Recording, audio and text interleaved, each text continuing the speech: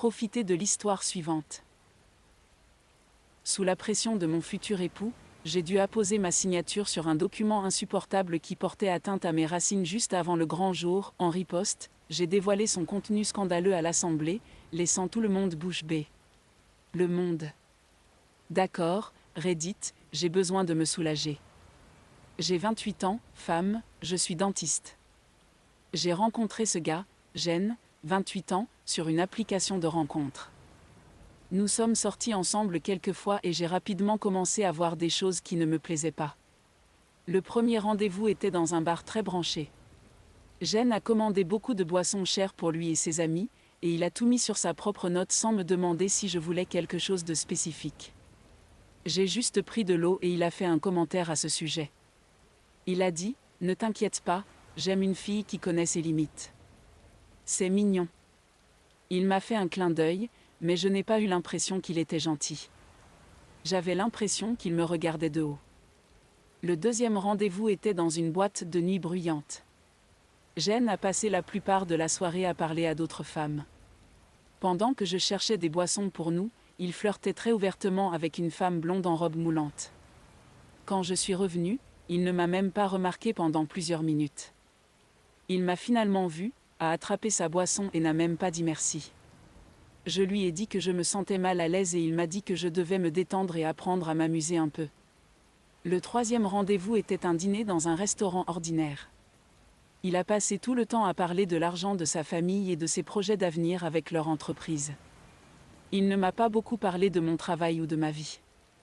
Ensuite, il a dit quelque chose à propos de mon travail qui m'a dérangé. Il a dit « Dentiste, hein ? C'est adorable.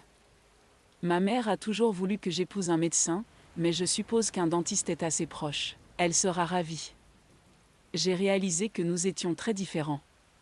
J'aime les soirées calmes, lire et des choses comme ça. Jen était clairement une personne très sociale qui aimait les bars et les clubs. Je n'ai rien contre les gens qui aiment faire la fête, ce n'est juste pas pour moi. Je travaille dans un hôpital bien connu, donc je m'en sors plutôt bien dans ma carrière. Jen, en revanche, allait hériter de l'entreprise de son père. Après ces rendez-vous, j'ai arrêté de répondre à ses messages. Il m'a envoyé quelques messages de plus en plus en colère. Le dernier m'a traité d'ennuyeuse et coincée, en disant que j'étais probablement juste jalouse des filles qui savent s'amuser. Quelques mois ont passé. Puis je l'ai revu à une fête d'anniversaire d'un ami.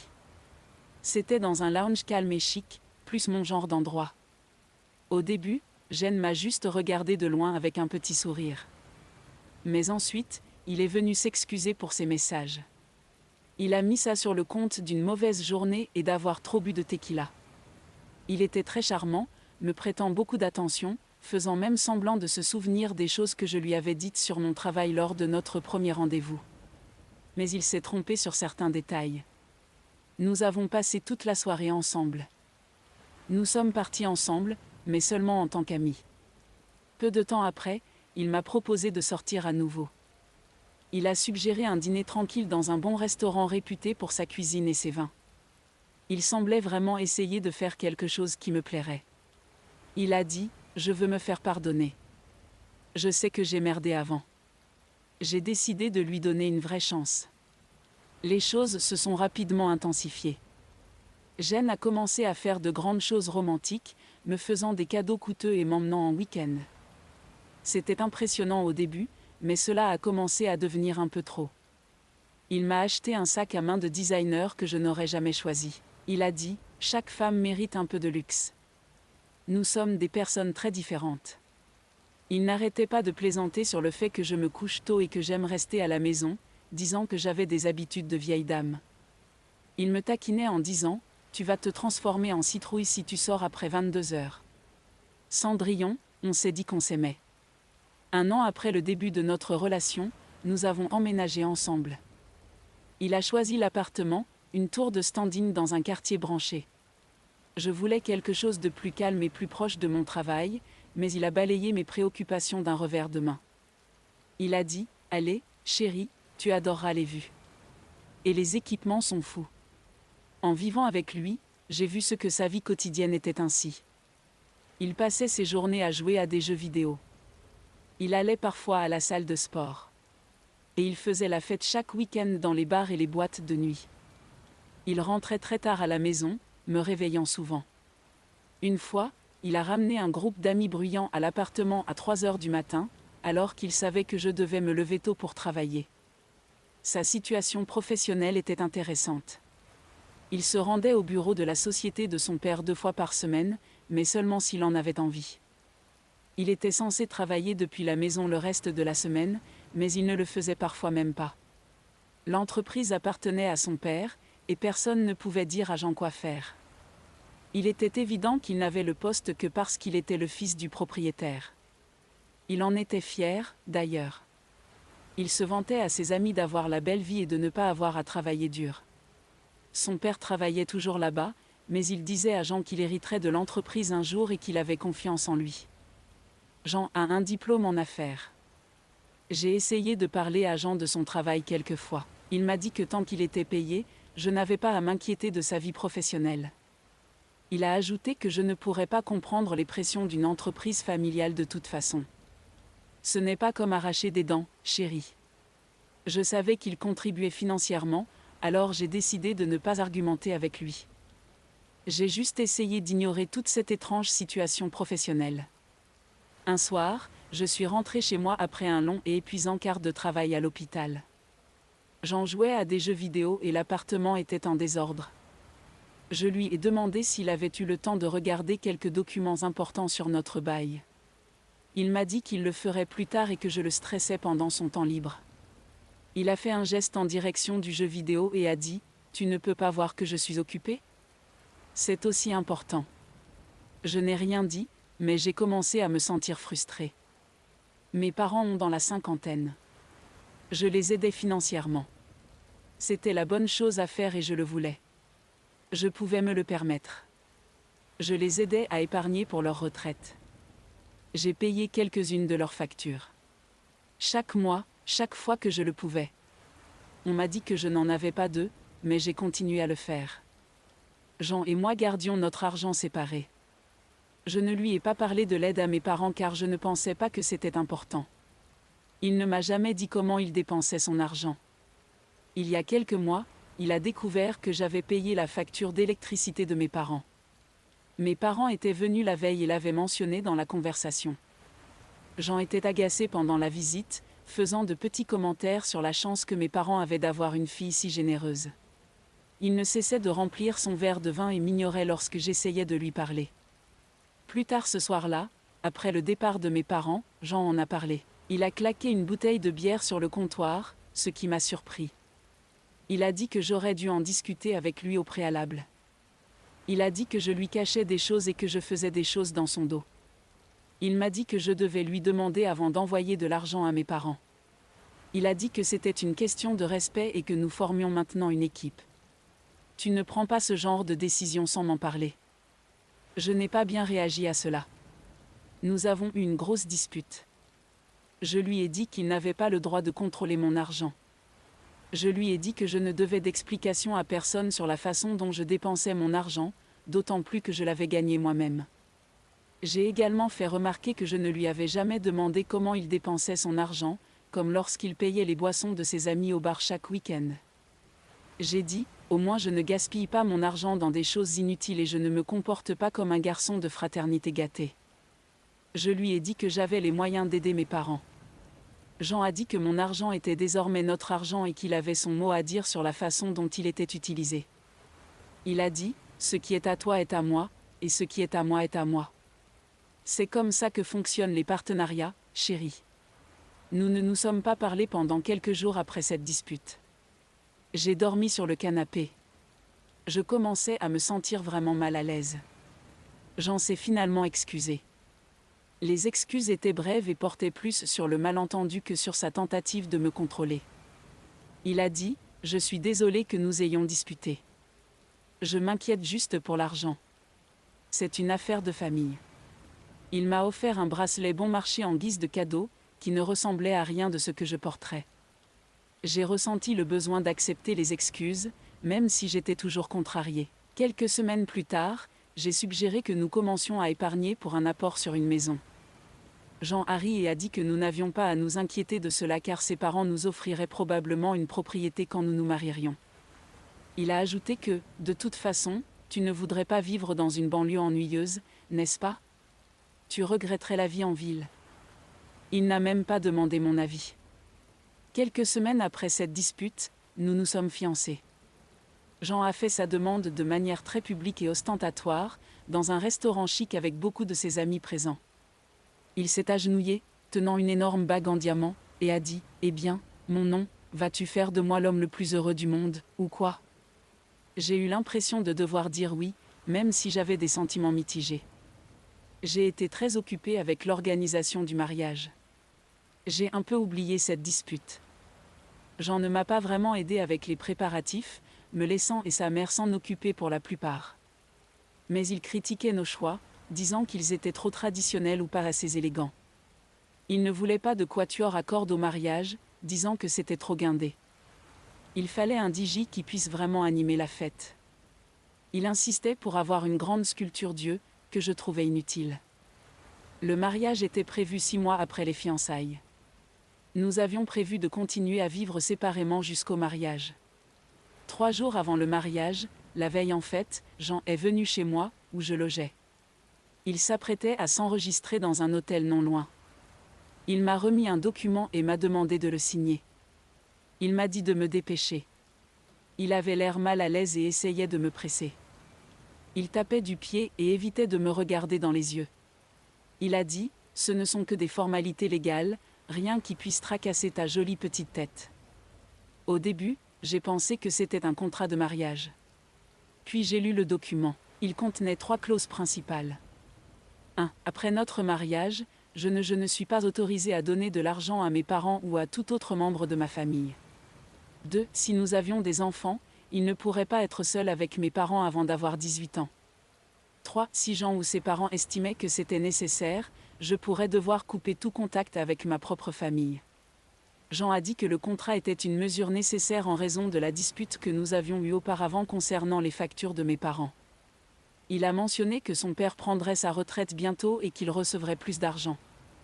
Il a dit qu'il ne voulait pas que mes parents pensent qu'ils avaient droit à de l'argent. Il a ajouté, « Nous devons protéger nos actifs, et tu sais comment les familles peuvent être. Ils te suceront jusqu'à la moelle si tu les laisses faire. » Il a dit que la clause concernant les enfants était simplement au cas où mes parents essayaient de les utiliser contre nous. Il a dit quelque chose comme « Tu ne sais jamais de quoi les gens sont capables. » Nous devons être prudents, laissant entendre que mes parents pourraient tenter de retourner nos enfants contre lui et sa famille. Il a dit que la clause de non-contact était pour les scénarios les pires et que je ne devrais pas m'inquiéter de cela. Il me parlait comme si le contrat était une chose tout à fait normale. Il m'a simplement demandé de le signer, poussant le stylo vers moi. Je l'ai signé, mais j'ai veillé à garder une copie. Après avoir signé le document, je ne pouvais m'empêcher d'y penser et mon esprit était en ébullition. Je n'arrivais pas à m'endormir cette nuit-là. Je suis resté éveillé tard, lisant le contrat encore et encore. Le lendemain était le mariage. J'ai continué avec toutes les préparations. J'ai simplement fait semblant que tout était normal. J'ai coiffé et maquillé mes cheveux et enfilé ma robe. Je suis descendu dans l'allée. J'avais l'impression d'assister à tout cela de loin. Lorsque c'est venu mon tour de prononcer mes vœux, j'ai demandé à ma demoiselle d'honneur d'aller chercher mon sac à main. J'ai sorti le contrat. Tout le monde était perplexe. Ils pensaient probablement que j'avais écrit mes vœux. Jean et ses parents avaient l'air alarmés. Le père de Jean a commencé à se lever. J'ai commencé à lire le contrat à voix haute. J'ai lu attentivement toutes les clauses, m'assurant que tout le monde j'ai lu chaque mot.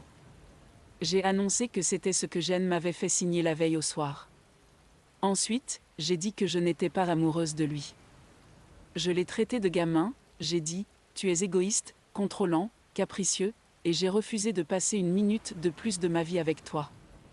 J'ai regardé droit dans les yeux de ses parents et je les ai traités de connards privilégiés. J'ai déchiré le contrat en tout petits morceaux. J'ai lancé les morceaux du contrat au visage de Jeanne. Un morceau de papier est atterri dans sa bouche, et il a bafouillé en essayant de me rappeler. Il criait mon nom, mais que diable fais-tu ? J'ai pris les mains de mes parents. Ils avaient l'air choqués, mais ils m'ont serré les mains fort. Nous sommes partis ensemble. Je n'ai pas regardé en arrière. Nous sommes montés dans la voiture de mes parents et nous sommes partis chez eux, dans ma maison d'enfance. Le trajet s'est fait dans le silence. Ma mère pleurait à l'arrière, et mon père essayait de la réconforter. Quand nous sommes arrivés à la maison, je me suis changée pour quelque chose de plus confortable, un vieux sweat et un jogging. J'ai enlevé tout mon maquillage. Je me suis assise avec mes parents. Mon père m'a dit qu'ils étaient incroyablement fiers de moi.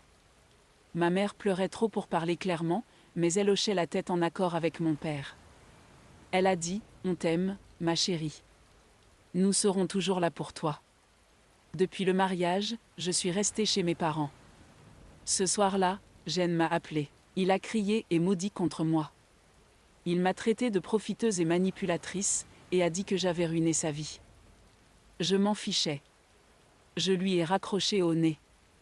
Ensuite, j'ai reçu un message vocal larmoyant de la femme qui aurait été ma belle-mère. Elle a dit que je m'avais moqué d'elle et de sa famille publiquement.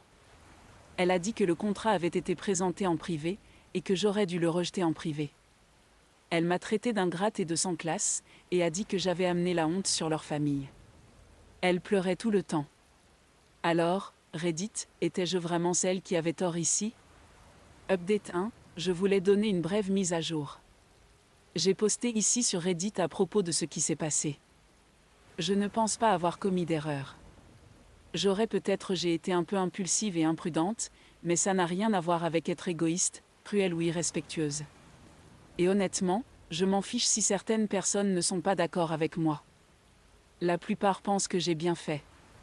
Je pense toujours à la dispute à propos de la facture d'électricité, et ça me conforte dans l'idée d'avoir fait le bon choix. Jen et moi avons dû discuter du partage des coûts du mariage annulé. Nous avons dû traiter avec les traiteurs, en particulier. Il a essayé de me faire payer plus, disant que tout était de ma faute et qu'il perdait beaucoup d'argent à cause de ce que j'avais fait. Il a même menacé de me poursuivre en justice. Je lui ai dit d'aller de l'avant et d'essayer. Je ne regrette pas l'argent perdu. Si j'avais annulé la veille, j'aurais économisé de l'argent, mais bon. Au moins, j'ai maintenant une histoire assez folle à raconter. Mise à jour 2, une autre mise à jour. Les dépenses du mariage, les traiteurs, sont enfin payés. Il a fallu beaucoup de disputes et même l'intervention d'avocats, mais nous avons finalement convenu de partager les coûts en deux. C'est un soulagement d'en avoir fini, même si cela a été coûteux. Jen m'a bloqué. J'ai découvert cela quand j'ai essayé de lui envoyer un message pour récupérer certaines de mes affaires. J'ai ressenti beaucoup de choses différentes. Je suis soulagée, mais je me sens aussi un peu vide. J'ai passé des années à penser que nous étions amoureux. Maintenant, je ne sais pas vraiment quoi faire sans lui. Une partie de moi veut en fait le récupérer, ce qui est ridicule compte tenu de tout ce qu'il a fait. J'ai presque honte d'admettre cela. Je reçois beaucoup de messages de gens disant à quel point je suis fabuleuse, ce qui est sympa, mais ça ne change pas vraiment ce que je ressens à l'intérieur. Je me sens juste engourdie. Je ne peux pas vraiment en parler en personne à qui que ce soit que je connais. Je ne veux pas rendre les choses gênantes ou inconfortables pour eux. Alors, des conseils sur la façon de faire face à cette sorte de chagrin d'amour? LOL. Mise à jour 3, cela fait environ un mois depuis le mariage. Je suis retournée à l'appartement que nous partagions pour récupérer le reste de mes affaires. C'était la dernière fois que j'y allais. Jen n'était pas chez lui. Un de ses amis, 3, était là et a laissé entrer moi et une amie à moi. 3 agissait vraiment mal à l'aise et a fait quelques commentaires sur la façon dont j'avais réagi de manière excessive et gâché une bonne chose. Il a dit « Jen est vraiment perturbée par cela, tu sais. Il t'aimait vraiment. » Mon ami et moi avons emballé mes affaires. J'ai remarqué que certaines de mes affaires manquaient ou étaient endommagées, comme un livre préféré avec des pages arrachées et un cadre photo écrasé. Je suis assez sûre que c'est Jen qui l'a fait, mais je n'ai rien dit à 3. Nous sommes juste partis dès que possible. Avant de partir, l'ami de Jen m'a donné une note de la part de Jen. 3 me l'a remis en disant « Il voulait que tu aies ceci », mais il n'avait pas l'air content. La note était une excuse de la part de Jen. Il s'est excusé pour ce qu'il avait fait et comment il m'avait traité. Il a dit qu'il avait toujours été calme et timide, ce qui est drôle, car cela montre qu'il ne m'avait jamais vraiment comprise. Il a dit que les choses avaient dû être très mauvaises pour que je réagisse de la sorte. Il a dit que nous avions tous les deux été immatures pendant la relation, et que nous nous soucions plus d'être en couple que l'un de l'autre. Il a dit qu'il espérait que nous puissions nous revoir un jour, lorsque nous serions tous les deux dans un meilleur état d'esprit. La lettre était à la fois douce amère. Je ne pense pas que nous reprendrons jamais contact. Le mal est fait. L'excuse semblait sincère, mais il n'a toujours pas vraiment reconnu le problème principal, son manque de respect et son besoin de me contrôler. J'ai froissé la note, puis l'ai aplatie de nouveau. Je ne suis pas vraiment sûre de ce que je ressens. J'ai loué un nouvel appartement. Il est près de chez mes parents. Il est plus petit et moins luxueux que l'ancien appartement, mais il est confortable et paisible. Je me sens en sécurité et soulagée d'être plus proche de ma famille. Je peux les visiter quand je me sens seule. Je vais me concentrer davantage sur le travail. Je suis triste, mais j'attends avec impatience d'être célibataire. En y réfléchissant, la lecture de la lettre de Jen m'a fait mal. Je sais que Update 4. Il y a maintenant 6 mois depuis le presque mariage. J'ai obtenu une promotion à l'hôpital. Je suis désormais à la tête de mon département. Je pense que c'est parce que je peux me concentrer sur mon travail maintenant, et je ne suis plus constamment stressée et inquiète comme je l'étais avec Jen. Ma vie sociale s'est beaucoup améliorée. J'ai renoué avec de vieux amis, et j'ai fait de nouvelles rencontres. Je me sens beaucoup plus confiante et extravertie qu'auparavant. J'ai même dansé avec mes amis, quelque chose que je n'aurais jamais fait lorsque j'étais avec Jen. Ma relation avec mes parents est plus forte que jamais. Je les aide toujours financièrement, mais c'est différent maintenant. Nous dînons régulièrement ensemble, et ils sont toujours là pour me soutenir. Quelque chose d'étonnant s'est produit. Le père de Jen m'a contacté. Il m'a proposé un poste dans l'hôpital dentaire de l'un de ses amis. Il a dit que mes compétences conviendraient bien là-bas et qu'il a toujours pensé que j'étais une bonne fille intelligente. Je lui ai refusé. Cela aurait été un conflit majeur d'intérêts, et je ne veux tout simplement pas être impliquée avec cette famille de quelque manière que ce soit. Et puis, j'ai croisé Jen. C'était dans un café près de mon nouvel appartement. Il n'avait pas l'air bien. Il avait pris du poids, et ses vêtements étaient froissés. Il a essayé de me parler, s'excusant à nouveau et disant qu'il me manquait beaucoup. Il m'a dit qu'il avait des problèmes au travail, et que son père envisageait de vendre l'entreprise parce que Jen ne pouvait pas la gérer. Il a dit qu'il réalisait maintenant à quel point il avait tout gâché et à quel point j'étais bien pour lui. J'ai été polie, mais je ne lui ai pas beaucoup répondu. Je lui ai dit que j'avais tourné la page et que je lui souhaitais tout le meilleur, mais que je ne voulais pas me remettre avec lui. Je suis partie sans dire grand-chose de plus. J'ai ressenti un peu de pitié pour lui, mais surtout, j'ai ressenti un soulagement de ne plus être coincée dans cette situation. Tout cela m'a fait réaliser à quel point j'avais évolué et à quel point j'étais plus heureuse sans la négativité et le contrôle de Jen dans ma vie. C'était une décision difficile, mais je sais que j'ai pris la bonne décision. Je ressens un sentiment de clôture et de paix. Mise à jour 5, cela fait maintenant 1 an depuis le mariage qui n'a jamais eu lieu. Je suis juste allée à mon premier rendez-vous. C'était vraiment décontracté, juste un café avec quelqu'un que j'ai rencontré. C'était un peu étrange et définitivement nouveau, mais j'étais heureux, excité et juste un peu nerveux. J'ai suivi une thérapie, waouh, cela m'a tellement aidé. Mon thérapeute m'a aidé à travailler à travers tout le chaos avec Jen, à renforcer ma confiance en moi et à apprendre à établir des limites saines. J'ai enfin réalisé ma valeur personnelle. J'ai réellement hâte de l'avenir.